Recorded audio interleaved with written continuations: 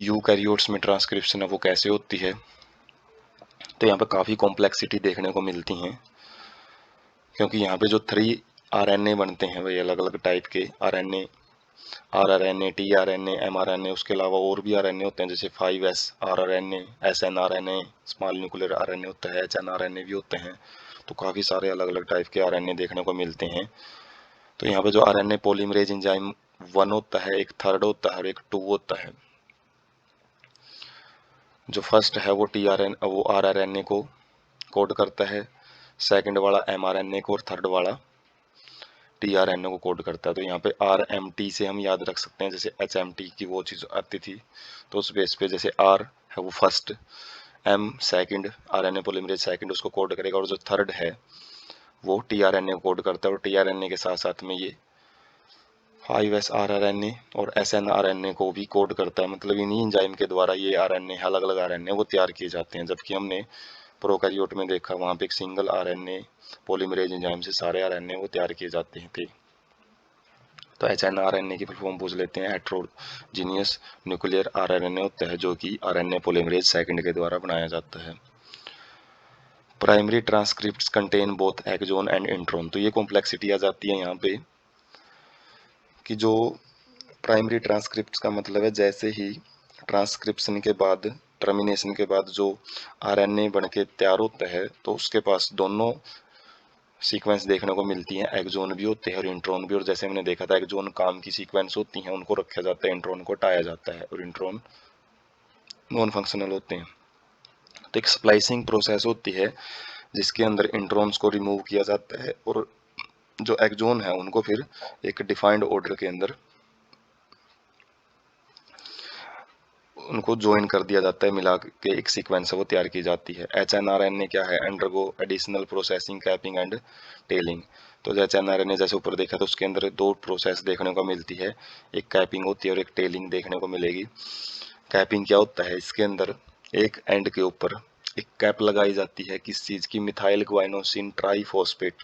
एक unusual nucleotide होता है थोड़ा सा, जो नॉर्मल न्यूक्लियोटाइड देखने को मिलते हैं अलग सीक्वेंस, उससे अलग रहता है ये थोड़ा, मिथाइल ग्वाइनोसिन ट्राइफॉस्फेट, जो कि किसी भी एंजाइम एक्शन से इसको बचाता है, डिग्रेडेशन से बचाने के लिए लगाया जाता है।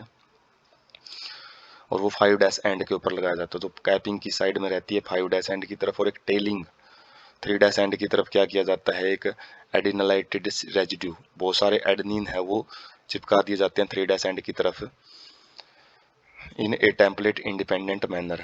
तो उसमें टेम्पलेट का कोई रोल नहीं रहता कि बस इसको पढ़ के ही, जैसे टेम्पलेट स्ट्रैंड को देख के ही एमआरएनए के अंदर वो लाइनें जो एडेनिन है वो लगाने हैं 200 से 300, उनका कोई रोल नहीं रहता, इंडिपेंडेंट मैनर इसलिए बोला गया है। और ये दोनों क्या करते हैं, जैसे ही आरएनए तैयार होता है तो उसको किसी भी एंजाइम के एक्शन से बचाने के लिए ये कैपिंग और टेलिंग यूज की जाती है। क्योंकि एक बार ये एमआरएनए जो बनेगा यूकैरियोट्स में वो न्यूक्लियस से बाहर आएगा, न्यूक्लियस से बाहर आके इसके ऊपर प्रोटीन सिंथेसिस शुरू होगी। तो उस टाइम तक काफ़ी सारे जो एंजाइम है साइटोप्लाज्म में रहते हैं वो उसको डिग्रेड कर सकते हैं, और यदि डिग्रेडेशन होगी तो सारी इन्फॉर्मेशन है वो डैमेज हो सकती है। तो इस डैमेज से बचाने के लिए ही 2 सिरे हैं उनको ही बचा के रखना जरूरी होता है, इसलिए कैपिंग और टेलिंग की जाती है। MRNA fully processed hnRNA transported out of the nucleus for translation. और जो हेट्रोजीनियस न्यूक्लियर आरएनए होता है, हेट्रोजीनियस क्यों बोलते हैं, क्योंकि इसमें एक्सोन इंट्रोन वगैरह है वो सारे आ जाते हैं। तो इसको कंप्लीट जो प्रोसेस है कैपिंग टेलिंग स्प्लाइसिंग होने के बाद इसको न्यूक्लियस से बाहर लेके आया जाता है ताकि ट्रांसलेशन शुरू की जा सके, उसी को एमआरएनए मैसेंजर आरएनए, क्योंकि इसी के पास मैसेंजर रहता, जो मैसेज रहता है कि कौन सा जो प्रोटीन है वो तैयार करना है। सिग्निफिकेंस क्या रहता है इस कॉम्प्लेक्सिटी का, वो कैसे समझ सकते हैं। Split genes arrangement represents probably an ancient feature of genome. तो जो जीनोम है वो अलग अलग फॉर्म में पाए जाते हैं। तो एक ये एनिशिएंट पुराना एक फीचर होता है जीनोम का, जो अलग अलग फॉर्म में पाया जाना। Presence of intron is reminiscent of antiquity. तो ये क्या है कि जो एंटीक्यूटी एंटिक पीस होते हैं, जैसे पुरानी चीज़ें होती हैं, रेमनिसेंट का मतलब होता है जो पुरानी चीज़ों की जो थोड़ा सा उसको संजो के रखें, रेमनिसेंट ऑफ एंटीक्यूटी। तो इंट्रॉन्स को हम ऐसा देखते हैं कि अब इनका कोई रोल नहीं है, नॉन फंक्शनल होते हैं, लेकिन ऐसा माना जाता है कि पुराने टाइम में इनका काफ़ी रोल रहता होगा, लेकिन इनको अभी भी ऐसा कैसा रखा गया है, संजो के रखा गया है, इसलिए ये रेमिनिसेंट ऑफ एंटीक्विटी को शो करते हैं।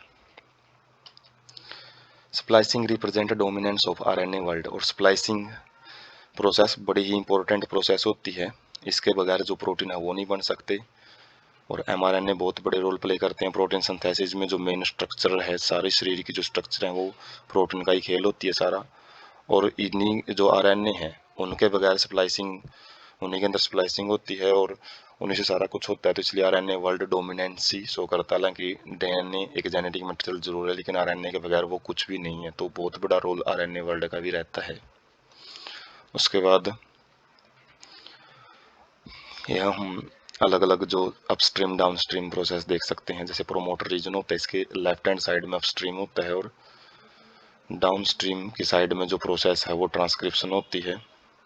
और प्राइमरी ट्रांसक्रिप्ट प्री एमआरएनए होता है। ये जैसे ही ट्रांसक्रिप्शन से जो एमआरएनए बनता है, तो ये कुछ एलिमेंट होते हैं जो कि प्रोसेस को रेगुलेट करने में रोल प्ले करते हैं, टर्मिनेटर होते हैं। और इंट्रोन एक्सोन इस तरीके से जो ट्रांसक्रिप्शन के बाद भी इसी तरीके से पोर्शन बनेंगे। जैसे एक्सोन का टर्मिनेटेड पोर्शन है, ट्रांसक्राइब्ड पोर्शन है, उसके बाद इंट्रोन है। तो क्या किया जाता है, आरएनए प्रोसेसिंग की जाती है, जिसके अंदर पहले तो इंट्रॉन्स को हटाया जाता है, और जो पिंक कलर का पोर्शन है, जैसे पहले अलग अलग सेगमेंट्स में था तो उनको ज्वाइन किया जाएगा, कोडिंग सेगमेंट बनाई जाएगी।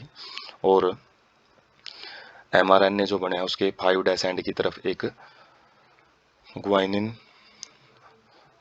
ऐड किया जाएगा, लेकिन उसकी ट्राइफॉस्फेट वाला जो एक मॉलिक्यूल है वो ऐड किया जाता है।